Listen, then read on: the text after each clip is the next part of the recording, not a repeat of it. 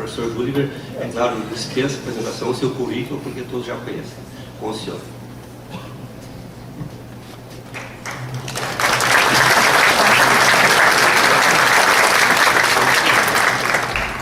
Bom dia. Pessoal, é um prazer muito grande estar de volta a Santa Catarina, estado que eu gosto demais. Já tive a oportunidade de passar por várias cidades, por vários eventos e reencontrar vários profissionais que eu já conheço pessoalmente, outros que eu conhecia virtualmente, tive a oportunidade de conhecer hoje, frente a frente. E para mim é tão gratificante quanto para vocês poder estar entre pessoas que eu considero amigos, que eu considero parceiros em defesa da vida no trânsito. Quero agradecer e parabenizar o Antunes, presidente hoje do CETRAN Santa Catarina, em nome de quem eu cumprimento todos os profissionais aqui do estado de Santa Catarina, e enalteço também os profissionais que já passaram por aqui, porque a gente só consegue chegar mais longe porque tem outras pessoas que pavimentaram o caminho, como eu também tenho feito para aqueles que estão chegando agora, né? E a primeira vez que eu vim para Santa Catarina foi justamente num evento do CETRAN de Santa Catarina, na composição anterior, foi lá na cidade de Gaspar, primeira vez que fui convidado para vir aqui ministrar. Um evento que foi justamente para falar sobre o julgamento de recursos, para falar sobre a Jari.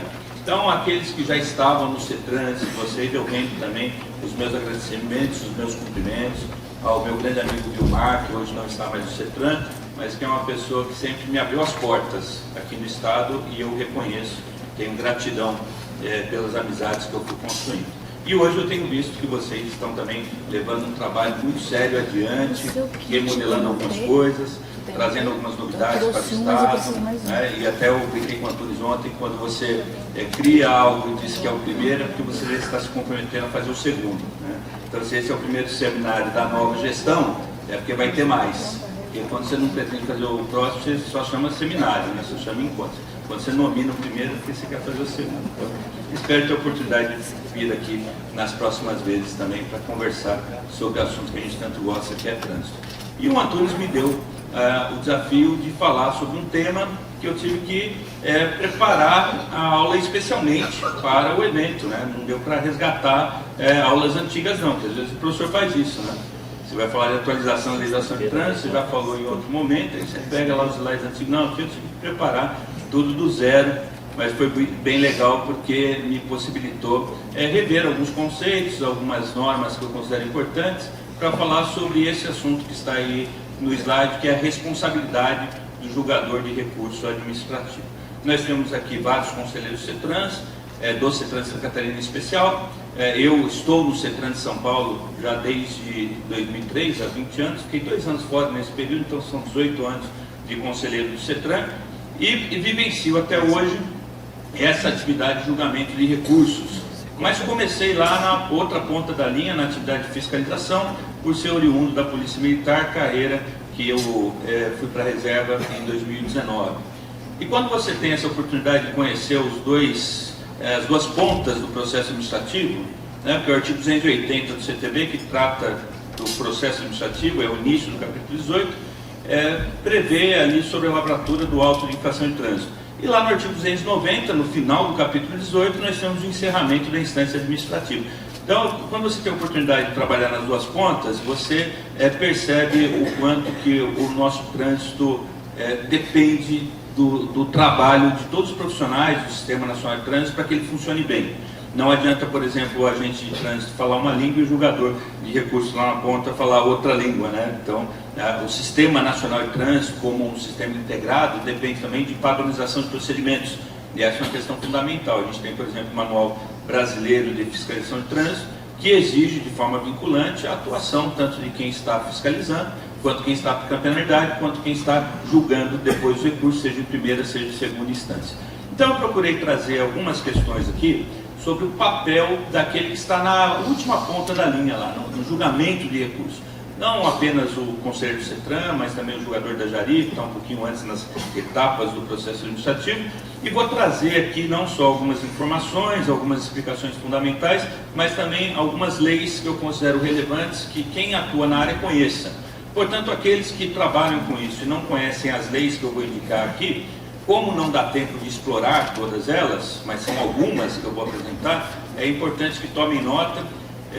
relacionem essas leis para que façam uma leitura, façam depois um estudo dessas leis, tá? Porque o processo administrativo de trânsito não se encerra nos artigos que estão lá no CTB no capítulo 18.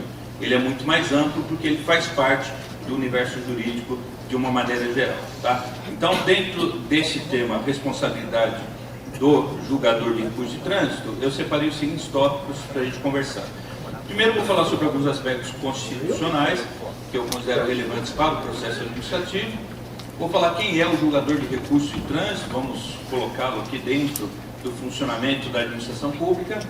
Vou falar sobre leis de processo administrativo, começando pela lei federal, a principal, e tríplice responsabilidade, já que o tema é para falar sobre responsabilidade do julgador. Eu considero importante destacar alguns aspectos da responsabilidade civil, no caso aí é chamada responsabilidade objetiva, a responsabilidade penal, que envolve a atuação de qualquer pessoa que exerce cargo, emprego ou função pública, que é o funcionário público. E aí então nós temos desde alguns tipos penais no Código Penal, que poderão estar presentes na atuação de quem julga recurso, e também algumas outras questões em leis específicas, como por exemplo abuso de autoridade. É uma lei própria que foi alterada em 2019 e que traz, eventualmente, algumas questões que podem repercutir no trabalho de quem julga recurso de trânsito. E a responsabilidade administrativa, que eu vou destacar dois aspectos principais: a improbidade administrativa e a questão da lei de introdução às normas do direito brasileiro, que teve alteração há pouco tempo em relação à atuação da administração pública para a aplicação das normas administrativas, tá? Então, basicamente, são esses os quatro tópicos. Eu creio que pelo tempo que me deram para falar, que são 5h30, vai dar para a gente tranquilamente tratar do tempo. Brincadeira. Depois ainda tem um presidente do Detran para falar aí, mas vai dar tempo. Constituição Federal, artigo 5º, que é o artigo principal da Constituição, trata dos direitos e garantias fundamentais. É o artigo mais extenso da Constituição e é inclusive por conta dele que a gente chama a nossa Constituição de Constituição Cidadã, a 7ª Constituição do nosso país, desde 1988. E nesse artigo 5º eu vou destacar 3 artigos que interessam ao processo administrativo. O primeiro deles, não em ordem de importância, mas em ordem numérica, é um inciso que trata de um princípio no direito que nós chamamos de princípio da jurisdição única, que é um modelo inglês de funcionamento do Estado. Modelo inglês porque existem outros modelos, por exemplo, o modelo francês. Após a Revolução Francesa, final do século XVIII, nós tivemos a criação na França de um conselho chamado Conselho de Estado, que atua de forma diferente em relação ao Estado, ao Poder Executivo no Brasil, por exemplo, né? Isso porque o inciso 35 diz assim: a lei não excluirá da apreciação do Poder Judiciário lesão ou ameaça à direito. O artigo 2º da nossa Constituição, que antecede esse 5º, ele diz que são poderes independentes e harmônicos entre si, o Legislativo, o Executivo e o Judiciário. Isso também decorre do movimento que ficou conhecido como Revolução Francesa na Europa, mas que se enraizou também nos outros países, no sentido de tornar o Estado uma máquina dividida em determinados poderes para que um possa controlar o outro, né? Os Estados Unidos chamam de sistema de checks and balances, que é sistema de freios e contrapesos.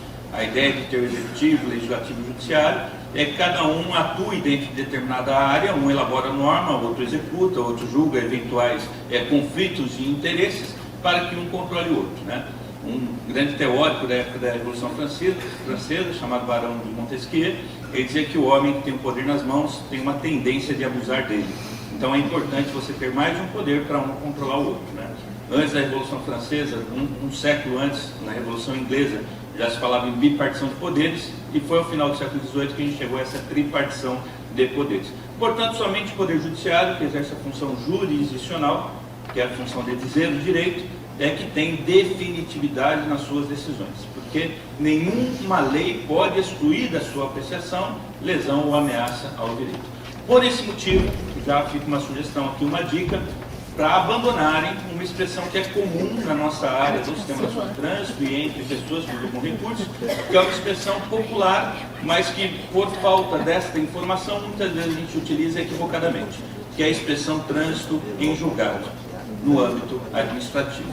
Não existe trânsito em julgado no âmbito administrativo, porque trânsito em julgado significa que determinada questão já não é mais recorrível, ou porque chegou ao último momento de recurso, ou porque passou o prazo para que a pessoa pudesse recorrer. E, independente de haver ou não uma decisão em âmbito administrativo, aquela questão pode ser levada ao judiciário. É claro que vai ter o tempo para que isso ocorra, porque nada é indefinido, né? Se a pessoa não pleitear o seu direito depois de determinado tempo, ele não tem mais como pleitear. Existe um ditado no direito que diz que o direito não socorre aos que dormem, e se a pessoa deixa passar muito tempo, ela não vai conseguir pleitear. Mas se a pessoa tem uma multa, uma suspensão, uma cassação, ela pode ingressar com ação do judiciário, independente de ter ou não entrado com recurso administrativo, independente de ter esgotado todas as etapas do recurso administrativo, independente de já ter sido decidido pelo Supremo. É claro que muitas vezes o juiz, no processo judicial, leva isso em consideração para ver o quanto que a pessoa também se esforçou para levar no campo administrativo aquela demanda. Tá? Mas nenhuma lei pode excluir da apreciação do Poder Judiciário essa lesão ou ameaça ao direito. Princípio da jurisdição única. Somente o Judiciário tem definitividade nas suas decisões. No âmbito administrativo não é definitivo, muito embora a decisão do CETRAN encerra a instância administrativa. Muito embora, pelas alterações recentes ocorridas no Código de Trânsito, hoje um recurso intempestivo é motivo de não conhecimento. Mesmo que haja um erro formal. Mesmo que alguém seja multado por conduzir uma motocicleta sem usar cinto de segurança, ou por conduzir um automóvel sem usar capacete. E às vezes ocorre isso por erro de anotação da placa, por erro no processamento daquele enquadramento. Neste caso, hoje, pelo CTB, o recurso intempestivo, independente se há um erro distante, ele deve ser arquivado. Ele não é conhecido. O que não impede, obviamente, que a pessoa questione o judiciário. O que não impede também que a própria administração pública reveja a aplicação daquela multa. Mas a revisão da aplicação da multa é da autoridade que aplicou e não do órgão recursal depois. Porque existe também uma diferença fundamental entre o que nós fazemos como julgadores de recursos de trânsito para o que o juiz faz no processo judicial. O juiz, no processo judicial, aplica a pena. O julgador do recurso de trânsito não aplica a penalidade. Quem aplica a penalidade é a autoridade. Então, quem pode rever, exercendo o dever de autotutela, é a autoridade. É o diretor do DETRAN, é o diretor do órgão de trânsito, superintendente municipal de trânsito, ele pode rever de acordo com o dever de autotutela. O órgão recursal, seja o JARI, seja o CETRAN, nós podemos dizer que ele está muito mais para um papel de auditor do que um papel de julgador, um papel de juiz, né? Porque nós não aplicamos pena. Nós verificamos se aquela penalidade que foi aplicada lá pela autoridade, que começou com o auto de infração do agente ou por sistema eletrônico, está correto, está de acordo com a lei, se o argumento apresentado pelo recorrente justifica aquela conduta ou não, e aí a gente verifica se aquele processo está ok para dar continuidade na sanção aplicada por outra pessoa. O julgador de recurso de trânsito não aplica nenhuma penalidade. O inciso 54 diz que ninguém será privado da liberdade dos seus bens sem o devido processo legal. E essa expressão que coloquei em vermelho, devido processo legal, tem uma origem bastante antiga que se confunde com o próprio início das constituições no mundo.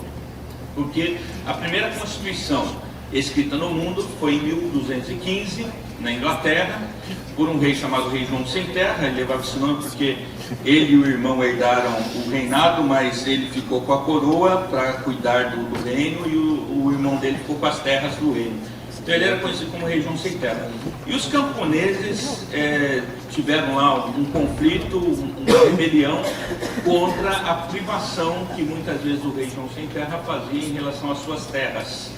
E esses camponeses obrigaram o rei a escrever uma carta dizendo que ele protegeria os direitos dos camponeses e que nenhuma propriedade e a liberdade de nenhuma pessoa seria privada se não obedecesse à lei da terra. Ele ficaria vinculado à lei da terra, que era a expressão utilizada na Constituição de 1215 como Law of the Land, lei da terra.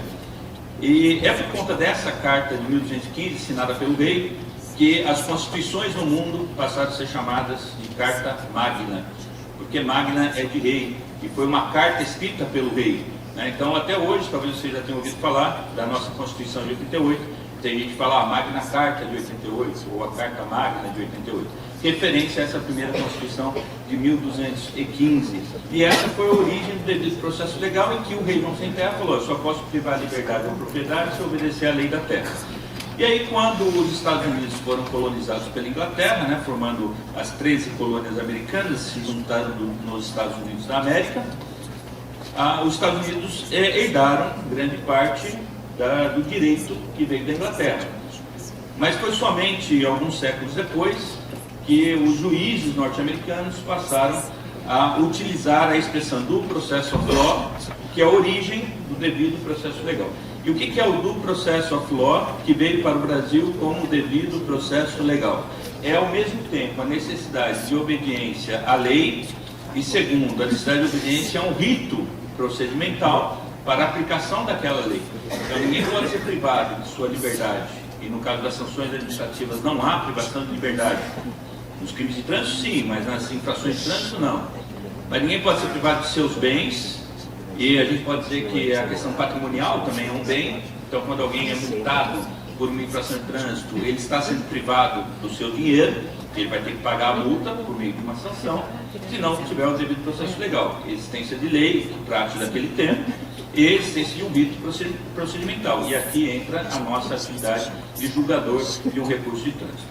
Paralelamente ao inciso 54, nós temos no posterior, que é o inciso 55, que diz que aos litigantes, quer dizer, aqueles envolvidos em litígios, em conflitos, e aos acusados em geral, em processo judicial ou administrativo, são assegurados direito ao contraditório e ampla defesa. São as duas expressões que nós utilizamos no processo e que garantem àqueles que são acusados a possibilidade de contradizer a acusação, por isso chama contraditório, e o exercício da ampla defesa, que é a utilização dos mecanismos necessários para se contrapor àquilo que ele é acusado. Esses são os três incisos principais do artigo 5º que nos remetem à atividade de julgador de recursos de trânsito. E aí a pergunta que eu coloco é: quem é o julgador de recursos de trânsito? Porque, como eu disse, o julgador de recursos de trânsito não é juiz. A atividade dele é um pouco diferente da atividade do juiz. Nós não somos participantes do Poder Judiciário. E para responder essa pergunta, eu coloco três elementos aqui necessários para a gente chegar a uma resposta adequada. O primeiro elemento é entender que CETRANS, os Conselhos Estaduais de Trânsito de todo o país, e no Distrito Federal o CONTRANDIF, e as Juntas Administrativas de Recursos de Infrações, as JARIs, fazem parte do Sistema Nacional de Trânsito. A gente tem a previsão lá no artigo 7º, que trata da composição do sistema. No artigo 16, a necessidade de que cada órgão autuador tenha as suas juntas, a sua ou as suas juntas. No artigo 17, as competências da JARIs. E no artigo 14, antecedente a isso, a previsão das competências dos Conselhos Estaduais de Trânsito. Né? Então, quem participa de JARI, quem participa de CETRAN, está inserido no Sistema Nacional de Trânsito, que está dentro do Poder Executivo, que exerce a função administrativa, que é a função de executar a lei. Essa percepção é importante. Aliás, só fazer um parênteses aqui, eu falo JARI, como vocês já perceberam, e muita gente fala JARI. Na verdade, os dois são corretos. Mais uma vez, uma pessoa que para mim era referência quando eu comecei a trabalhar no trânsito, eu queria tirar foto com ele quando eu cheguei no trânsito, que era o Dr. Geraldo Faria Lemos Pinheiro, que foi um grande ícone também na área de trânsito, foi escritor, foi doutrinador, foi juiz de direito, foi desembargador do Tribunal de Justiça de São Paulo, foi autor de Código de Trânsito Comentado, foi presidente do CETRAN de São Paulo. Ele, uma vez, numa reunião nossa do CETRAN, quando eu comecei no CETRAN, ele era conselheiro lá novamente, em 2013, ele faleceu em 2005. Aí ele disse que um gramático amigo dele, ele levou essa questão: o certo é JARI ou JARI? E esse professor de língua portuguesa falou assim para ele: o certo é JARI, porque apesar de ser uma abreviatura, nós devemos seguir a regra de acentuação gráfica. E toda paroxítona terminada em I leva acento, como por exemplo táxi. Então, para ser JARI, teria que ter acento no A. Só que o A é de administrativo não tem acento, então não pode ser JARI. Eu já vi pessoas contestando isso, como em tudo, no direito, na língua portuguesa. Às vezes está certo, né? A língua portuguesa tem hora que está certo, depois muda. Né? Então, mas eu gostei dessa explicação e adotei. E a gente brincava no CETRAN na época, que quem falasse JARI tinha que pagar um bolo na próxima reunião. E aí era uma brincadeira de nós conselheiros na época lá. Falava, mas opa, vai ter que pagar um bolo. Aí levava bolo na próxima reunião. E aí a gente adotou o Jari. Mas isso aí faz 20 anos já. E até hoje eu falo Jari. Mas assim, também não crucifico quem fala Jari. Quem já acostumou pode falar Jari. Tá bom? Processo administrativo de trânsito também é um aspecto a ser destacado, no sentido de que há no CTB uma regulamentação própria, que vem lá no capítulo 18 do Código, e é complementado por algumas resoluções do CONTRAN, que eu vi pela programação, que depois meu amigo Fernando Ricardo vai falar sobre as resoluções do processo administrativo, já vai antecipar aqui a questão da consolidação do processo, mas que hoje nós temos 4 resoluções principais. Na verdade, 3, uma delas é a alteração, né? A 723 de 2018, que trata da aplicação da penalidade de suspensão e cassação, aí foi alterada pela 844, nem mencionei a 844, seria a 4ª resolução. Nós temos a 900, que trata da apresentação de defesa de recursos, quem é legítimo, quem não é, quais documentos devem ser juntados, em que situações o recurso não será conhecido, e a 918, que trata do processo administrativo de advertência por escrito e multa. Só mencionando o número que eu vi pela programação, depois o Fernando Ricardo vai falar sobre as resoluções de processo administrativo. Então, o segundo quesito aqui é que o processo administrativo possui uma regulamentação própria dentro do CTB e legislação complementar. E nós temos também diretrizes para a elaboração dos regimentos internos. E aqui vem uma questão interessante, porque inicialmente se imaginava que o CONTRAN deveria tratar do funcionamento da Jaris e do CETRANS. Inclusive, se vocês olharem no seu código, no artigo 18, você vai ver que o artigo 18 consta como vetado. E ele foi vetado com a justificativa de que o Código de Trânsito não poderia ferir a autonomia administrativa dos municípios e estados na composição das suas juntas de recursos, que não poderia ter uma previsão única e padronizada para todo o país, como as Jaris deveriam funcionar. Tá? Por conta disso, e exercendo competências do artigo 12 do CTB, o CONTRAN publicou 2 resoluções, na verdade elas já tiveram outras anteriores, mas hoje essas que estão em vigor. A 901 em especial, que trata do CETRANS, está passando por uma revisão junto à Câmara Temática de Esforço Legal, da qual que nós temos o Coronel Ricardo que participa, o Major Vignola que participa da Câmara Temática de Esforço Legal, o próprio Vilmar que eu mencionei anteriormente, eu estou na Câmara Temática, e nós estamos revisando essa 901, que trata das diretrizes e regimentos internos do CETRANS do país. E a 357, que trata das diretrizes e regimentos internos das Jaris. Só que vejam que aqui a primeira palavra que está escrito é diretrizes, ou seja, o CONTRAN estabelece diretrizes para os regimentos internos, mas cabe a cada estado, a cada município criar o seu regimento próprio, estabelecendo os critérios para a composição desses órgãos colegiados, para o funcionamento desses órgãos colegiados. Por exemplo, a Jari deve funcionar de acordo com a diretriz da 357, com no mínimo 3 membros. Um que é representante da sociedade, outro representante do órgão e outro indicado pelo chefe do Poder Executivo. Mas nada impede que em determinado regimento interno haja uma composição maior, desde que se mantenha a paridade de representação, no sentido de eu ter sempre a mesma quantidade de pessoas representando a sociedade e a mesma quantidade de pessoas representando o órgão público. Da mesma forma o CETRANS, a gente pega a composição atual do CETRANS Santa Catarina e do CETRANS de São Paulo, por exemplo, que é um estado que, pela sua população, pelo número de veículos, tem uma tendência natural de ter um maior volume de multas de trânsito, consequentemente de recursos.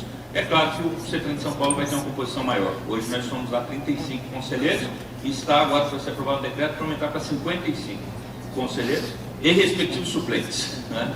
Então é uma composição bem maior dentro do conselho de acordo com a realidade. Ou seja, o CONTRAN estabelece as diretrizes para os regimentos internos, cabendo a cada estado e município criar o seu próprio regimento. Levando em consideração esses 3 aspectos, especialmente para a aula de hoje, eu ainda não tinha pensado no conceito, mas especialmente para a palestra de hoje, eu pensei num conceito para responder essa pergunta: quem é o julgador de recursos de trânsito? E levando em consideração esses 3 requisitos, eu cheguei a esse conceito aqui. O julgador de recursos de trânsito é um exercente, ou seja, alguém que exercente de uma função pública, e essa parte é importante, por isso eu destaquei a gente vai ver o que é a função pública. É um exercício de função pública que compõe o CETRAN ou a JARI e atua no processo administrativo de trânsito, conforme a legislação em vigor e nos termos do regimento interno de cada órgão. Veja então que eu destaquei ali os 3 aspectos que eu mencionei anteriormente. Tá? Esse daqui é o julgador de recurso de trânsito. Não necessariamente ele é um servidor público, porque o servidor público ele prestou um concurso, ele ocupa um cargo. Mas existem servidores que também são julgadores de recursos. Existem outros julgadores de recursos que não são servidores, que representam a sociedade, por exemplo, por um período específico, por um período determinado. Pode ser um mandato de 2 anos, ele pode ter recondução ou não, vai depender do regimento interno de cada órgão. Se o órgão não quiser possibilitar a recondução por períodos sucessivos, basta colocar isso no regimento interno. Se quiser permitir a recondução por períodos sucessivos, também basta colocar isso no regimento interno. Né? Mas, de toda forma, aquela pessoa que, em determinado momento, julga recurso de trânsito, ele está representando o poder público. E por isso eu coloquei ali que ele exerce uma função pública. E a função pública, nos termos da nossa Constituição e do direito administrativo, tanto doutrina quanto jurisprudência, função pública é diferente de cargo ou emprego público. Mas os 3 itens são mencionados na nossa Constituição, quando, por exemplo, a Constituição diz que é acessível a todos os brasileiros. Vou mostrar na sequência. E trouxe um conceito aqui do Celso Antônio Bandeira de Mello, professor de Direito Administrativo. Tive o prazer de conhecê-lo, porque coordenava o mestrado em Direito do Estado quando eu realizei na PUC, lá de São Paulo. O professor Bandeira de Mello, ele tem no seu livro a seguinte definição para a função pública. Função pública é a atividade exercida no cumprimento do dever de alcançar o interesse público, mediante o uso dos poderes necessários conferidos pela ordem jurídica. Então, quando um particular é nomeado julgador da JARI ou conselheiro do CETRAN, ele está exercendo um papel em nome do Estado e não em seu nome. Ele está ali para proteger o interesse público e não o interesse privado. Isso pode parecer óbvio, mas a gente precisa tirar de onde que nós trazemos essa informação. E como eu disse lá na Constituição Federal, nós temos no artigo 37, que coincidentemente, na sequência do artigo 5º, é o segundo com maior número de incisos. A nossa Constituição Federal traz, em termos de importância, pelo volume de informações, primeiro, direitos e garantias fundamentais, e depois, funcionamento da máquina pública, a administração pública. O artigo 37 é o segundo artigo mais extenso da Constituição. E no inciso 1 ele diz que os cargos, empregos e funções públicas são acessíveis aos brasileiros que preenchem os requisitos estabelecidos em lei, assim como aos estrangeiros, na forma da lei. O inciso 2 obriga concurso público apenas para cargos e empregos, não para funções. Mas para as funções públicas nós temos essa universalidade, essa possibilidade de, uma vez preenchidos os requisitos legais, qualquer pessoa ter a possibilidade de exercê-la. É por isso que a cada vez que encerra-se um mandato, abre-se a oportunidade de algumas pessoas também se indicarem, os seus órgãos indicarem alguns nomes para fazer parte das JARIs, para fazer parte dos CETRANs. Isso é um preceito constitucional. Na sequência, eu vou destacar algumas leis sobre processo administrativo. A principal delas, que vale para todo o país, é a 9784 de 99. Processo administrativo da Administração Pública Federal.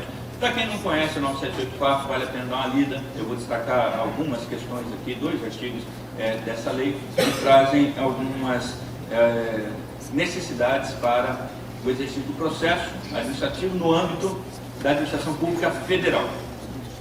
Em alguns estados, há leis estaduais que tratam também do processo administrativo, como, por exemplo, no meu estado de São Paulo, Lei 10.177, que inclusive de um ano antes, que trata do processo administrativo no âmbito da administração pública estadual. Essa Lei 9784, que é válida para a administração federal, tem sido considerada como válida para aqueles estados que não têm leis próprias. E quando eu fui preparar a apresentação de hoje, eu fiz uma pesquisa sobre o estado de Santa Catarina, e me corrija se eu estiver errado, não localizei lei aqui no estado de Santa Catarina. Vi inclusive alguns comentários do Poder Judiciário no sentido de que precisa criar lei, mas que ela ainda não existe. Procurei no site da Assembleia Legislativa de Santa Catarina, encontrei outras leis que tratam sobre temas até paralelos ao processo, mas não uma lei que regula o processo administrativo no âmbito do Estado. É isso mesmo? É isso mesmo? É. Não existe ainda, né? Não. Então, pelo menos a minha pesquisa não falhou.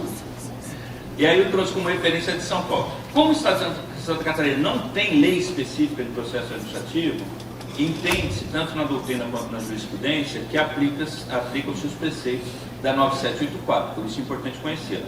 Além dessa, também existe a Lei 9873, que ela é bem curtinha, mas trata da prescrição da ação punitiva do Estado, que traz a prescrição geral, que é de 5 anos, prescrição que a gente chama quinquenal.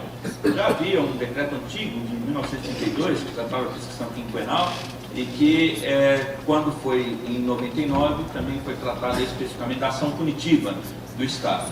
Portanto, as multas de trânsito teriam também esse fator de prescrição. Recentemente, entretanto, foi alterado o Código de Trânsito, trazendo o prazo decadencial para a expedição de notificação da penalidade, que aí passou a ser de 180 dias ou 360 dias se tivesse sido interposta a defesa. Então, a gente sai de uma prescrição de 5 anos para um prazo decadencial de expedição da NP, sob pena de não expedindo nesse prazo, aí também não pode mais aplicar aquela penalidade. Mas, por exemplo, nos processos de suspensão, de cassação, muitas vezes a gente se depara com esse prazo discricional. Em São Paulo, especificamente, há 2 semanas, por exemplo, eu julguei 2 recursos de cassação, em que a decisão da Jari havia ocorrido em 2016, e a pessoa só foi notificada da decisão da Jari para recorrer em segunda instância em 2022, mais ou menos isso, mas já tinham se passado ali 5, 6 anos. E aí eu opinei pelo deferimento do recurso por prescrição intercorrente, que também é outra previsão dessa, a Lei 9873, que é a cada 3 anos. Eu acredito que a maioria que conheça isso, né? Mas a previsão legal está nessa Lei 9873. E destaco uma terceira lei, que é a 13.726, que veio trazer mudanças que também atingem o processo administrativo, que ficou conhecida como a lei da desburocratização. Por exemplo, a lei que deixou de exigir cópia autenticada de documentos ou firma reconhecida da assinatura do interessado junto aos órgãos públicos, bastando que ele apresente os documentos, bastando que ele assine lá na hora no balcão, que seja comparada a assinatura dele com o documento que ele apresentou.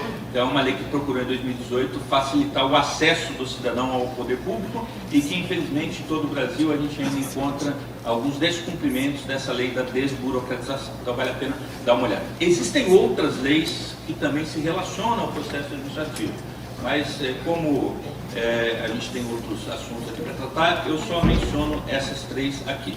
E da 9784, eu gostaria de destacar como exemplo da importância dessa lei o artigo 1º, parágrafo 2º e depois o artigo 2º. Para os fins dessa lei, considera-se a autoridade o servidor ou agente público dotado de poder de decisão. Por exemplo, o julgador de recursos de trânsito. Esse termo autoridade da lei 9784, assim como o termo autoridade da lei de abuso de autoridade, que a gente vai ver depois, não tem a ver com a autoridade de trânsito. A autoridade de trânsito é uma designação específica do CTB, como sendo dirigente do órgão executivo de trânsito rodoviário. Aqui a autoridade é aquele servidor que tem poder de decisão. O julgador de recursos de trânsito é uma autoridade para fins da lei 9784. Artigo 2º traz os princípios. Todos devem se lembrar em algum momento ter visto os princípios da administração pública, que forma aquele acrônimo LIMP, que estão lá na Constituição Federal, né? Legalidade, pessoalidade, modernidade, publicidade e eficiência. São princípios da administração pública. A Lei 9784 traz alguns princípios específicos do processo. A administração pública obedecerá, dentre outros, aos princípios da legalidade, finalidade, motivação, razoabilidade, proporcionalidade, moralidade, ampla defesa, contraditório, segurança jurídica, interesse público e eficiência. Existe até na doutrina um certo entendimento de que alguns aqui se repetem, como, por exemplo, interesse público e finalidade acabam sendo sinônimos, né? Mas eu destaquei ali a motivação e a razoabilidade, porque também nas diretrizes dos regimentos internos, dos CETRANS e da JARIS, há a previsão, apesar de não trazer todas as regras atinentes ao funcionamento desses colegiados, mas há a previsão da necessidade de motivação das suas decisões. E esse é um princípio lá do processo. Eu sei, como julgador, que muitas vezes a gente se depara com uma continuidade de argumentos que são muito comuns em todos os processos e que as pessoas até fazem Ctrl+C, Ctrl+V, copiar, colar e repetem aqueles argumentos que é até difícil a gente rebater, porque os argumentos são muitas vezes os mesmos e sobre questões que não dizem respeito àquele processo necessariamente, né? Mas de toda forma há necessidade de uma motivação daquela decisão adotada. E o princípio da razoabilidade é um princípio muito interessante e que existe também como princípio da administração pública nas constituições estaduais, porque na federal não está escrito, mas nas constituições estaduais, se não me engano, 17 constituições têm o princípio da razoabilidade, que é um princípio da administração pública, reconhecido pela doutrina em algumas constituições estaduais, mas é também um princípio do processo, e que significa atuação de acordo com critérios lógicos. Ser razoável é atuar com critérios lógicos, fazer aquilo que se espera por parte da administração. A razoabilidade é uma boa palavra para substituir um termo que a gente ouve com frequência na nossa atividade de fiscalização de trânsito e de aplicação de sanções de trânsito, e que eu particularmente não gosto muito, que é a expressão bom senso. E eu não gosto muito para usar como sinônimo de razoabilidade, eu prefiro razoabilidade, porque o bom senso tem uma concepção diferente para cada pessoa. Muitas vezes a pessoa não quer ser multada, fala assim, devia ter bom senso. Primeiro deveria só me orientar, em vez de já chegar multando. Quem trabalha na fiscalização é muito comum ouvir isso, né? Do agente policial para fazer a autuação. Aí fala, tem que ter bom senso. Mas bom senso nada mais é que cumprimento da lei, né? E existe um filósofo do século XVII chamado René Descartes, que tem uma importância muito grande para a história do conhecimento. Tanto é que até hoje, quando nós nos deparamos com alguém que tem um pensamento sistematizado, um pensamento que segue determinadas premissas, determinada sequência de informações, de raciocínio, a gente diz que ele tem um pensamento cartesiano. E o cartesiano, como adjetivo, é o sobrenome de René Descartes. E René Descartes, num dos seus livros mais famosos, chamado Discurso do Método, ele começa dizendo: o bom senso é a coisa mais bem partilhada do mundo. Porque mesmo aquelas pessoas que não se contentam com outras coisas que possuem, entendem que tem bom senso suficiente. Cada um tem o seu bom senso, né? E aí eu prefiro, em vez de falar em bom senso, falar em razoabilidade. As infrações de trânsito, por exemplo, uma vez ocorridas, devem ser sancionadas. Para mim, particularmente, é difícil eu me deparar com justificativos de mérito que, no meu entender, devem ser determinantes para o cancelamento da multa. De mérito. Porque quando é erro formal, aí é uma obrigatoriedade até de ofício que seja cancelado. Porque a minha percepção, como eu disse lá atrás, é que o julgador de recurso de trânsito, ele não é juiz, ele é mais auditor do que juiz. E se eu percebo que a multa foi aplicada irregularmente, mesmo que a pessoa não aponte aquele erro, eu entendo que a gente tem a obrigação de cancelar, porque a gente está permitindo que o sistema funcione de maneira correta. Não posso falar assim, mas ele não alegou isso. Ele não alegou, mas está errado. Estou vendo que está errado. E se está errado, eu sempre me posicionei assim, cancelo a penalidade. Por outro lado, a justificativa de mérito, para mim, não são suficientes para determinar o cancelamento de uma multa. Por quê? Porque a função pública leva em consideração a proteção ao interesse público, ao interesse coletivo. Uma vez, por exemplo, um amigo meu, amigo de turma de oficiais, entrou em contato comigo pedindo uma dica para mim, sabendo que eu trabalho na área, e falou assim: eu precisei socorrer a minha mãe ao hospital, avancei o sinal vermelho do semáforo, fui multado e recorri com base nesse argumento, dizendo que eu fui socorrê-la, inclusive juntei a entrada do hospital. Infelizmente ela faleceu dias depois, eu juntei a certidão de óbito, e mesmo assim eles mantiveram minha multa, mesmo assim eles indeferiram o meu recurso. E eu falei para ele: como você é meu amigo, eu tenho a liberdade de falar isso para você. Primeiro, quero dizer que sinto muito pelo falecimento da sua mãe. Em relação à multa, a multa está certa, não tem que cancelar mesmo. Isso é certo e não cancelar a multa, na minha concepção. Ele falou: mas como assim? Eu falei: porque é o interesse público que está em jogo.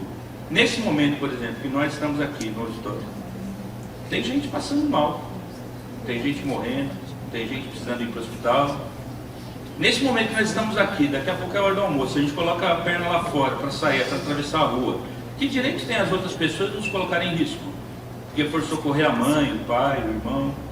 É claro que se eu precisar socorrer alguém da minha família, ou mesmo alguém que não é da minha família, mas está comigo naquele momento, eu percebo que posso fazer alguma coisa por ele, eu também vou procurar com toda a cautela possível chegar o mais rápido que eu conseguir no hospital e eventualmente vou passar semáforo vermelho também. Só que existe uma consequência para isso, existe um preço para isso. E o preço se chama multa de trânsito. Tem que ter a multa. Porque senão as pessoas ficam inconscientes a ideia de que está socorrendo alguém, pode avançar.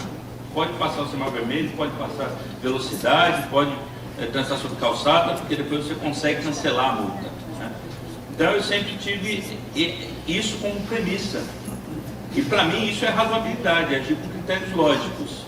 Porque o que eu não posso é permitir que a insegurança no trânsito seja priorizada, a insegurança seja priorizada em vez da segurança. Então, guarde essa palavra razoabilidade, que é um termo importante dentro da atividade, tanto de quem fiscaliza quanto de quem julga, e em relação ao processo administrativo, é um princípio do processo. Além desses princípios, o parágrafo único, e aqui como o auditório está muito grande, eu sei que não vai dar para todos enxergarem, mas eu informo que está aqui, nos processos administrativos serão observados, entre outros, os critérios de atuação conforme a lei e o direito. Eu acho interessante essa distinção, porque a lei 9784 praticamente reconhece que lei não é sinônimo de direito, e realmente não é. A lei é a norma jurídica. Nas palavras de um jurista italiano chamado Norberto Bobbio, ele diz que lei é a proposição prescritiva provida de sanção externa e institucionalizada.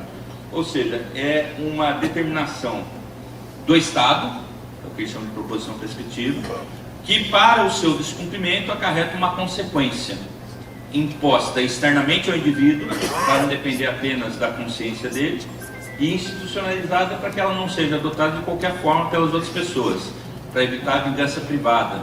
Então esse é o conceito de lei, diferente das normas de costume, as normas morais, né? Lei é aquela determinação do Estado para a qual existe uma sanção, e que, de certa forma, permite ao cidadão escolher entre agir certo e agir errado. Tem gente, por exemplo, que quando comete uma infração de trânsito, ele já coloca como um risco assumido a consequência punitiva. Às vezes a pessoa precisa entregar uma mercadoria com um caminhão no centro comercial da cidade, cheio de proibição de estacionamento, o patrão dele fala, não, pode ir, qualquer coisa eu pago a multa. E aí quando a gente de trânsito chega para ele e fala, ele pode estacionar, ele fala, quer multar, multa. Porque ele já está contando com aquilo lá, é isso? A lei, de certa forma, ele te dá essa possibilidade de você escolher, quer agir certo ou quer agir errado. E, por outro lado, o direito não é só lei, o direito é um conjunto de informações que são importantes para a vida em sociedade, que abrange, além da lei, a interpretação da lei. As fontes principais do direito são lei, doutrina e jurisprudência.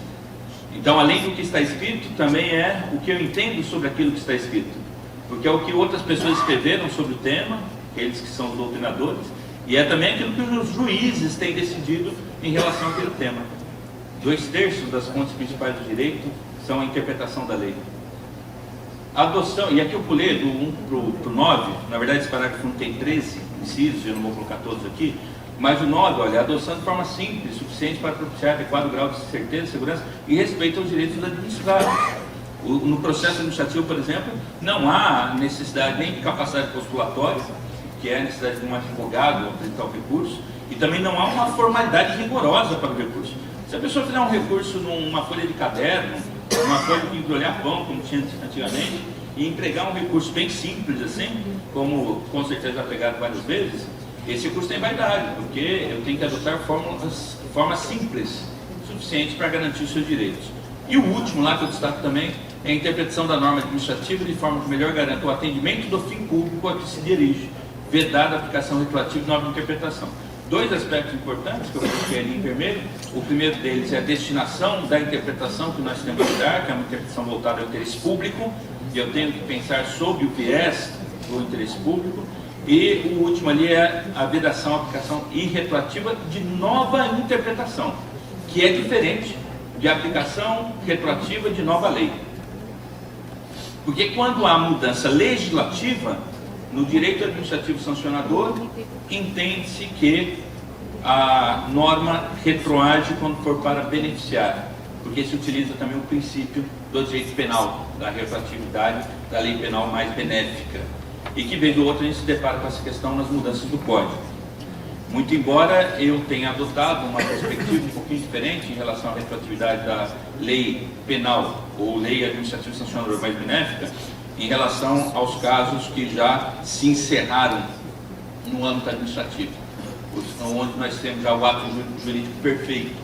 Então, quando já houve a decisão da Jari e do CETRAN frente a uma determinada questão, que depois mudou a lei, entendo que não se aplica mais, pelo menos no âmbito administrativo. Se a pessoa quiser cancelar na justiça, é possível que o juiz entenda que sim, né? Mas existe uma diferença entre retroatividade de lei e retroatividade de interpretação. Eu sei que, por exemplo, o CETRAN de Santa Catarina está mudando alguns pareceres, né, que vocês já tinham. Então é natural que isso aconteça em qualquer outro órgão colegiado. E é importante que a gente leve isso em consideração. Se eu mudei a interpretação, eu não posso aplicar isso para casos anteriores. Até por princípio de segurança jurídica frente ao órgão de trânsito que aplicou aquela penalidade da forma como deveria ter aplicado. Ele aplicou corretamente, de acordo com a lei em vigor. Então eu não posso dar uma nova interpretação e querer retroagir. Então são alguns aspectos que eu destaco da 9784. Vamos para o último tópico, embora ele se divida em três, que é a questão da tríplice responsabilidade. No direito nós dizemos que a tríplice responsabilidade significa que toda ação ou omissão contrárias à lei podem gerar para aquela pessoa responsabilidade em três esferas diferentes: na esfera civil, na esfera penal e na esfera administrativa. Alguém não habilitado, por exemplo, que atropela e mata um pedestre, ele vai responder na esfera civil, sendo condenado a pagar uma indenização para aquele pedestre ou para a família dele. A responsabilidade civil está sempre ligada ao dever de indenizar. Ele será responsabilizado penalmente respondendo pelo crime de homicídio ou de lesão corporal. E ele vai ser responsabilizado administrativamente pela infração de trânsito por dirigir veículo sem possuir CNH. Então essas são as três esferas de responsabilidade. Não seria diferente para o julgador de recurso de trânsito, e aí eu destaco algumas questões nessas três áreas de responsabilidade. Inicialmente, na responsabilidade civil, no dever de indenizar, é importante destacar que desde o Código de Trânsito, não só no Código, mas no Código de Trânsito a gente já pode resgatar essa informação. O artigo 1º, parágrafo 3º, diz que os órgãos e entidades integrantes do Sistema Nacional de Trânsito, e que, portanto, incluem a Jaris e o CETRAN, respondem no âmbito das respectivas competências, objetivamente, por danos causados aos cidadãos, em virtude de ação, omissão ou erro. Ação, omissão ou erro na execução de projetos, tal, que garante o direito ao trânsito seguro. Mas aquela palavra que eu destaquei ali, que é a palavra objetivamente, tem um significado próprio no direito, que muitos aqui conhecem, e para aqueles que nunca ouviram falar, vem aqui a explicação. Responsabilidade objetiva é aquela que não se avalia a intenção que estava por trás da ação ou omissão. Eu não avalio se aquele prejuízo causado decorreu de uma intenção em produzir o resultado, decorreu de ter assumido o risco em produzir o resultado, que seriam as duas possibilidades de dolo direto e dolo eventual, ou se agiu por imprudência, negligência ou imperícia, que são as três causas de uma atitude culposa. Não se avalia isso. Então, o julgador de recurso que julga mal o recurso e que isso acarreta um prejuízo para a pessoa, independente de o motivo pelo qual ele julgou mal, independente do motivo pelo qual ele causou aquilo, ele pode ter uma responsabilidade que inicialmente não é dele, mas é do órgão que ele representa. E lá na Constituição Federal, o artigo 37, que, como eu disse, trata da administração pública, no parágrafo 6º diz que as pessoas jurídicas de direito público e as de direito privado, prestadores de serviços públicos, por exemplo, engloba aí uma empresa que presta serviço de guincho e remoção de veículos, ou uma concessionária de rodovia, ou uma concessionária de sistema de estacionamento rotativo pago, responderão pelos danos que seus agentes, nessa qualidade, causarem a terceiros, assegurar o direito de regresso contra o responsável no caso de dolo ou culpa. Ou seja, para o agente público, aquele que tem dolo ou culpa, eventualmente pode ser responsabilizado diretamente de ação de regresso. Mas no primeiro momento é quem você representa que vai responder objetivamente pelo dano causado. Responsabilidade objetiva significa independe de saber qual era a intenção por trás daquele resultado. Basta apenas que tenha um nexo causal, que é a relação de causa e efeito entre a ação ou omissão e o prejuízo. E vejam que curioso, responsabilidade objetiva teve início justamente com o atropelamento. ocorrido na França, início do século XIX, contra uma menina chamada Agnes Blanco. Quem nunca ouviu falar disso, depois pesquisa no Google, coloca assim, caso Blanco. Você vai chegar nessa decisão judicial, que ficou ícone na França, em que essa menina, Agnes Blanco, foi atropelada por um vagonete da Companhia de Manufatura de Fumo, do governo francês, e a família entrou com uma ação contra o governo da França. E aí foi a primeira decisão em que se entendeu, se concluiu que o Estado deveria pagar a indenização.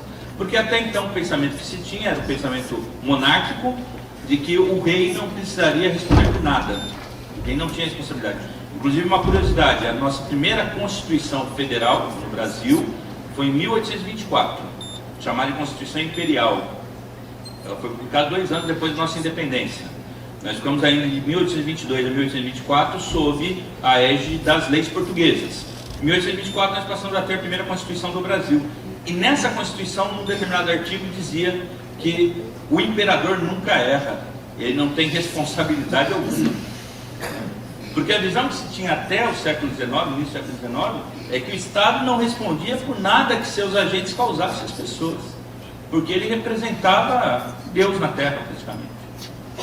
E foi a partir disso, e justamente com um atropelamento, que começou a se entender que o Estado tinha responsabilidade. E o governo francês foi condenado a pagar essa indenização para a família da menina Agnes Blanco. Tá? Então, responsabilidade civil, num primeiro momento é objetiva, do órgão a qual vocês representam, mas pode haver também responsabilização do julgador de recurso no caso de dolo ou culpa. Teve intenção, assumiu o risco ou agiu com imprudência, negligência ou imperícia. No campo da responsabilidade penal, antes de mostrar rapidamente alguns crimes, eu não vou também ficar detalhando, mas eu gostaria de trazer alguns crimes aqui para conhecimento de todos, eu destaco o conceito de funcionário público no Código Penal, que está no artigo 327.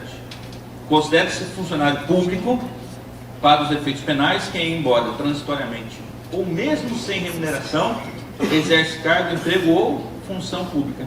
E como eu disse no início, o julgador de recurso é um exercente de função pública, independente de ser transitório, independente de não ter remuneração. Como é o caso também de um mesário eleitoral ou de um jurado no tribunal do júri, que também não recebem por isso, é uma atividade transitória, mas é uma função pública porque naquele momento ele representa o Estado. E sendo funcionário público, ele pode ser autor de crimes do funcionário público praticado contra a administração e pode ser vítima de crimes do particular contra a administração pública, como por exemplo o desacato. O desacato é uma figura penal contra a administração pública e que pode ter como vítima alguém que exerce uma função pública. Eu vou destacar aqui 4 crimes do Código Penal que podem estar presentes nas questões de trânsito, desde a fiscalização, lá na ponta da linha, até depois na outra ponta, quando vai se julgar recurso. O primeiro crime que eu vou destacar aqui é o crime chamado de concussão, que é o crime de exigir para si ou para outro uma vantagem indevida, pela reclusão de 2 a 12 anos. Então é aquela conduta de exigir. Aqui no Brasil isso não é comum, mas lá na França é muito comum. Seja por quem fiscaliza, seja por quem julga recurso depois, seja por quem representa o poder público. A exigência de uma vantagem indevida, vamos supor aqui que de repente um policial militar, um policial rodoviário, um agente de carreira, ou um julgador de recursos falar assim, olha, ou você me dá um dinheiro aí, ou então essa multa já era. Né? Isso aí seria crime de concussão, que é uma palavrinha que muita gente desconhece, concussão, porque normalmente se fala de suborno, que é a palavra popular, mas existe uma diferença entre o que é concussão e o que é corrupção. A corrupção passiva não houve uma exigência, mas houve uma solicitação, seria algo mais ameno. Se de repente deixar um café aí, a gente pode conversar. Né? Não é uma exigência, é uma solicitação, é dar uma indireta. Ou receber. Né? A pessoa oferece e aí o corrupto aceita. Nós dizemos no direito que quem comete a concussão, o agente público é autor do crime e o particular é vítima do crime, juntamente com a própria administração pública, juntamente com a sociedade. Mas nós temos de um lado a vítima que está sendo coagida a entregar uma vantagem. Na corrupção não, só existe corrupto que há quem corrompe. E por esse motivo, o Código Penal traz aqui o crime de corrupção passiva e lá na frente, nos crimes do particular, prevê a corrupção ativa, que é a pessoa que está oferecendo aquela vantagem indevida. Só que existe um tipo de corrupção passiva que é desconhecida por muitas pessoas, que acaba passando batido no artigo 317, e que não tem, como tem a corrupção passiva, um nome previsto na própria lei, porque esse nome aqui vem do próprio Código Penal. É uma corrupção que a doutrina chama de corrupção passiva privilegiada, e que eu posso garantir que quem trabalha aqui com fiscalização de trânsito, em especial, e eventualmente quem julga recurso, mas em especial quem exerce fiscalização, já cometeu esse crime. Eu já cometi esse crime algumas vezes, mas eu posso contar porque já prescreveu. Mas é um crime com o qual a gente se depara com muita frequência e que muita gente nem imagina que seja crime. Porque vejo que na concussão é exigir a vantagem devida, na concussão passiva é solicitar ou receber. Na passiva privilegiada, que é o nome dado pela doutrina, está no parágrafo 2º do artigo 317, ele diz: se o funcionário pratica, deixa de praticar ou retarda ato de ofício com a infração de dever funcional, cedendo a pedido ou influência de outrem. Certo? Trabalhei 27 anos na polícia. Cometi algumas vezes aí. Só que já prescreveu, então posso falar. Embora eu tenha procurado ao longo da minha atividade profissional me acostumar a trabalhar com tolerância zero, independente de quem é a pessoa, eu realmente fazer o meu papel, e falo assim bem abertamente que ao longo da minha carreira autuei outros policiais militares, inclusive superiores a mim, juiz, promotor, delegado de polícia, secretário de governo. Assim, eu com o tempo fui aprendendo a aplicar a lei independente de quem seja a pessoa. Mas no nosso país é difícil isso. É muito difícil. Até porque a gente tem uma herança cultural prejudicial para esse tipo de atuação igualitária. Tem um livro muito bacana do Laurentino Gomes, chamado 1808, que é um jornalista. Ele escreveu uma trilogia, 1808, 1822 e 1889, não sei se conhece esses livros. E em 1808 ele fala da família portuguesa, uma família real para o Brasil, que culminou depois na independência em 1822. Em 1808, o rei Dom João VI pegou toda a sua família, os seus amigos, tirou todo o dinheiro lá do Banco de Lisboa, fugindo de Napoleão Bonaparte, que estava invadindo com as tropas francesas a capital de Portugal. E aí ele veio para o Brasil, passou um tempinho lá na terra do Mário Conceição, lá em Salvador. Claro, vai começar em Salvador, lógico, vai começar Brasil por onde, né, Mário? Começou por Salvador. Aí ficou um tempo em Salvador, desceu para o Rio de Janeiro, que era a capital do Brasil na época, ficou no Rio de Janeiro. E os amigos do rei não trabalhavam, não pagavam imposto, não respondiam pelos seus crimes, e escolhiam as casas que eles gostavam no Rio de Janeiro e falavam: essa casa é minha. E aí eles colocavam assim, PR, que era príncipe regente, e o pessoal achava que PR era põe-se na rua. Porque onde estava escrito em cima da casa PR era para eles saírem. Ou seja, foi a primeira vez que criou a desapropriação no Brasil. E até hoje as famílias dessas pessoas que tiveram as casas desapropriadas não receberam indenização nenhuma. Ou seja, nós temos uma herança cultural de apenas 200 anos, que equivale a 3 gerações, tão somente, de que quem é amigo do rei não precisa cumprir a lei. E é por isso que muitas vezes a gente ouve frases do tipo: sabe quem está falando? Sabe quem é meu pai? Você vai ver o que vai acontecer com você. A gente tem essa herança cultural aqui, né? Quando a gente cede ao pedido ou influência de outra pessoa, o servidor comete um crime. Aquele que exerce cargo, emprego, função pública, comete um crime. E é importante destacar isso. Porque para aqueles que não sabiam do crime de corrupção passiva privilegiada, a partir de hoje, quando alguém te pedir alguma coisa que seja contrária à lei, fale assim para as pessoas: sabia que você está me pedindo para cometer um crime? Você cometeu uma infração, sujeito a multa. E está pedindo em troca da sua infração para eu cometer um crime. Você não é meu amigo, não. Você quer trocar uma infração sua por um crime meu? Esse é um crime, corrupção passiva privilegiada. E existe um quarto crime, que esse é mais popular, esse é mais comum, mas nem tudo é ele, que é o tal da prevaricação. E aí muitas vezes a pessoa fala: prevaricou. Nem tudo é prevaricação. A prevaricação é um crime previsto no artigo 319, por retardar ou deixar de praticar indevidamente ato de ofício, ou praticá-lo contra a disposição expressa de lei. Veja que não é só deixar de fazer, mas fazer de maneira errônea, para satisfazer interesse ou sentimento pessoal, detenção de 3 meses a 1 ano. Então, por exemplo, deixar de atuar alguém porque é amigo, julgar um recurso deferido porque é amigo, ou o contrário, falar: esse cara eu não gosto dele, meu vizinho discutiu comigo, agora ele vai se ver comigo. E aí, quando eu satisfaço o interesse ou sentimento pessoal, mesmo deixando de fazer ou praticando de maneira equivocada, é o crime de prevaricação. Acredito que vocês adotam o mesmo critério que a gente adota lá em São Paulo. Quando pega o recurso de alguém que conhece, melhor, isso eu não quero nem julgar. Me declaro suspeito, que isso aí eu não posso julgar, porque senão eu posso responder por prevaricação. São 4 crimes importantes aqui, dentre vários que estão lá no Código Penal.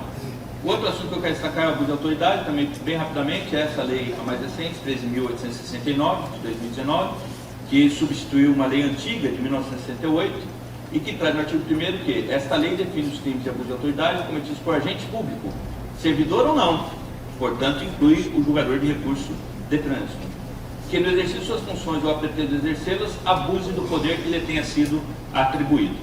Se você pegar os crimes da lei de abuso de autoridade, você vai ver vários crimes voltados à prisão de alguém por crime cometido, que não são exemplos que a gente aplicaria facilmente ao processo administrativo de trânsito.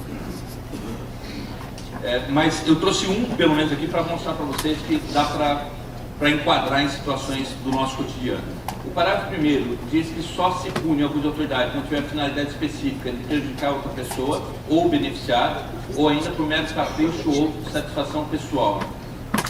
A divergência na interpretação de lei ou na avaliação de fatos e provas não configura abuso de autoridade. Essa aqui é uma proteção também para quem eventualmente tem uma decisão conflitante, contra a qual se insurge a pessoa, mas que não tenha esse condão de ter a finalidade específica de prejudicar ninguém. Tá? Artigo 2º. Repute-se agente público para defesa dessa lei todo aquele que exerce ainda que transitoriamente sem remuneração, por eleição, nomeação, designação, olha só, cargo, emprego ou função. Ou seja, também para abuso de autoridade, enquadra-se na lei o julgador de recurso de trânsito que exerce função pública. Por isso que eu comecei dizendo do conceito, quem é o julgador, para mostrar que tanto no Código Penal, quanto na lei de abuso de autoridade, quanto na lei de improbidade administrativa, que a gente vai ver por último, nós temos essa questão de quem exerce função pública. Veja esse crime, artigo 37. Demorar demasiado e injustificadamente no exame de processo que tenha requerido vista em órgão colegiado com o intuito de procrastinar seu andamento ou retardar o julgamento, detenção de 6 meses a 2 anos. Então, se eventualmente um julgador de recurso perde vista do processo, fala, esse cara é um amigo meu, vou segurar aqui até prescrever. E aí ele sai bem nessa história. Isso aí é crime de abuso de autoridade, tá bom? Por último, responsabilidade administrativa, que eu vou destacar aqui nesse tempinho que está faltando, mais 2 horas e 50 minutos, mas é rápido. Brincadeira, hein, presidente? Na sequência a gente tem que ouvir o presidente Kennedy aí. Mas nesses minutinhos aí que nos restam, improbidade administrativa, para quem não conhece, Lei 8429/92, porque muitas vezes a gente ouve a expressão improbidade administrativa como palavra, como expressão comum do nosso dia a dia, mas desconhece a sua raiz e a sua base legal. Essa lei 92 que teve alteração em 2021, que é a lei 14.230, que inclusive está sendo alvo de ação de constitucionalidade do Supremo Tribunal Federal. Tá? Mas de uma forma bem simples, improbidade administrativa é atitude desonesta com a administração. A palavra probo significa honesto. Probidade, honestidade. Então, improbidade é desonestidade. Improbidade é aquele agente público que está sendo desonesto. Porque ele deveria... Desonesto não é só pegar dinheiro, desonesto é aquele que não está sendo leal à administração pública. Isso é improbidade. E a Lei 8429 traz 3 situações específicas: enriquecimento ilícito, prejuízo ao erário e descumprimento dos princípios da administração. E aí, nesses 3 itens da Lei 8429, nós temos várias hipóteses que se enquadram aí, certo? Se eu, por exemplo, deferir um recurso de maneira irregular, que não deveria ter a multa cancelada, e isso causar um prejuízo ao Estado, pode ser considerado improbidade administrativa. E por último, a introdução às normas do direito brasileiro, que antigamente era chamada de introdução ao Código Civil, que é o Decreto-Lei 4657/42, alterado pela Lei 13.655/2018. Então vale a pena ou anotar, ou tirar uma foto desse slide, para aqueles que não conheciam estas leis, depois dar uma pesquisada sobre elas, tá? E aí eu faço breves destaques aqui sobre cada uma delas. Improbidade administrativa. Os atos de improbidade administrativa portarão suspensão dos direitos políticos, perda da função pública, indisponibilidade dos bens e ressarcimento ao erário. Constituição Federal, artigo 37, parágrafo 4º. No artigo 1º da Lei 8429, que o sistema de responsabilização por atos de improbidade tutelará a probidade na organização do Estado e no exercício de suas funções. como forma de assegurar a integridade do patrimônio público e social. Considera-se atos de improbidade administrativa as condutas dolosas, os artigos 9º, 10 e 11, que são aquelas 3 situações que eu falei: prejuízo ao erário, enriquecimento ilícito ou descumprimento dos princípios constitucionais.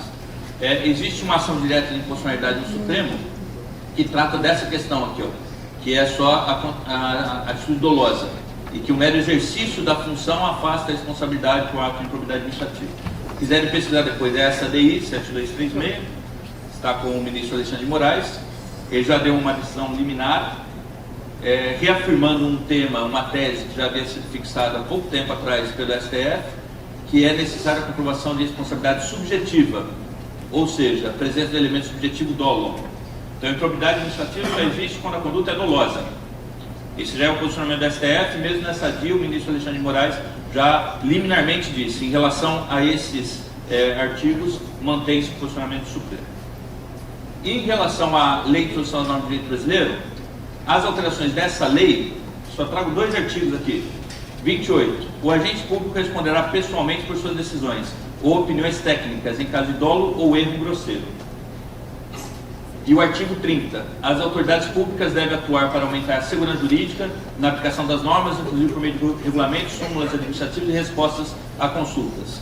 Os instrumentos previstos no caput desse artigo terão caráter vinculante em relação ao órgão ou entidade que se destina à ulterior revisão. Muito importante isso, que o CETRAN de Santa Catarina é um celeiro de boas práticas, de pareceres e resposta a consultas. Em todo o Brasil, quando ministro aula, eu uso o Estado de Santa Catarina como exemplo de um CETRAN bastante atuante, porque mesmo os meus alunos de outros estados, quando querem pegar alguma referência consultiva, vão buscar no site do CETRAN de Santa Catarina, né? E isso cria para os conselheiros, até que seja revisto, um caráter vinculante. Isso está escrito na Lei de Introdução às Normas de Direito Brasileiro, com a alteração de 2018. Essa lei foi regulamentada por esse decreto, que, entre outras coisas, definiu o que é erro grosseiro. E também trouxe a necessidade da motivação na decisão. Tá? E o último slide que eu coloco é essa questão do erro grosseiro. O agente público somente poderá ser responsabilizado por suas decisões e opiniões técnicas se agir ou se omitir, com dolo, direto ou eventual, cometer erro grosseiro no desempenho de suas funções. Considera ser erro grosseiro aquele que manifesto, evidente, inexcusável, praticado com culpa grave, caracterizado por ação ou omissão com elevado grau de negligência, imprudência ou imperícia. Tá? É um conceito que a doutrina trabalhava, mas que agora está sedimentado nesse decreto de 2019 que regulamentou a alteração da LNDB. Tá? Para quem nunca tinha ouvido falar em erro grosseiro como causa de responsabilização, está aqui o conceito. Com isso, nós encerramos a nossa participação com o tema responsabilidade do julgador de recurso administrativo de trânsito. Eu tenho o costume de falar rapidamente e se alguém ficou com alguma dúvida, não vai dar para responder aqui, mas eu me coloco à disposição para na sequência da palestra posterior. Para quem ainda não me acompanhava, fica aqui o meu site, juliomodesto.com.br, meu Instagram e o número de WhatsApp para você se cadastrar em lista de transmissão. Você clicando aí, você já, você mandando um WhatsApp, você vai receber as novidades de trânsito, não só dos meus cursos, livros, mas também o que vai acontecendo de trânsito. A Lei 14.599 foi publicada dia 20 de junho. No mesmo dia eu já estava com um resumo aí da lei sendo divulgado na minha lista de transmissão. O pessoal está sempre bem informado, bem inteirado das novidades. E quero destacar aqui a presença do meu amigo Mário Conceição, para lembrar que nós teremos o Congresso Trânsito em Vida, Congresso Nacional e Internacional em outubro lá em Salvador. Então, para quem ainda não tem conhecimento, depois pesquisa FENASDETRAN, que é o evento, estarei lá também sendo um dos palestrantes do evento, falando sobre outro tema, então pode ir, né, Mário, que vai ser outro assunto. E teremos várias pessoas, a Cássio Honorato, o professor David Duarte, meu amigo Coronel Ricardo, vai ser um excelente evento também. Tá? Antônio, mais uma vez, agradeço a oportunidade e agradeço a deferência de todos vocês, o carinho que me recebe aqui no estado de Santa Catarina. Gosto muito de vir para cá, espero voltar em breve. Inclusive o presidente Kennedy falou que vai me trazer para ministrar o curso aqui no DETRAN, né? É isso. Então bota um palmo ainda, pessoal, calma lá. Júlio, quero agradecer imensamente, porque mandei o WhatsApp por Júlio, você é professor, eu chamo de professor, né? Temos um evento na data tal, o senhor pode contribuir, não deu 10 segundos, bora, né? Bora, estamos lá. Então, está vindo aqui contribuir com o seu conhecimento. E eu quero esclarecer aqui no começo, eu falei que dava curso de bruxaria, de bruxismo. É brincadeira, tá, pessoal? Ele faz a hipnotização, mas num curso de reprogramação mental, de PNL, quem tiver oportunidade, faça com o Júlio. Eu perdi um medo que eu tinha, um trauma desse de infância, né, que quase todos nós temos. E ele ensina principalmente aquelas pessoas que têm algum trauma, alguma dificuldade na direção de veículos, a perder esse medo. Então é muito bom. E mais uma vez, então, Júlio, obrigado por ter vindo. Estamos sempre à disposição. Eu fico contente quando você fala que o Centro de Santa Catarina é exemplo. Estamos procurando manter esse padrão de qualidade. Estamos sempre estudando, temos consultores aqui excelentes, nos ajudam muito. E é bom, é gratificante isso, vamos melhorar cada vez mais. Então, obrigado por ter vindo. E é claro, né, pessoal, acho que a forma mais singela de nós agradecermos esse profissional da área de trânsito, esse exemplo aqui, seria com uma salva de palmas.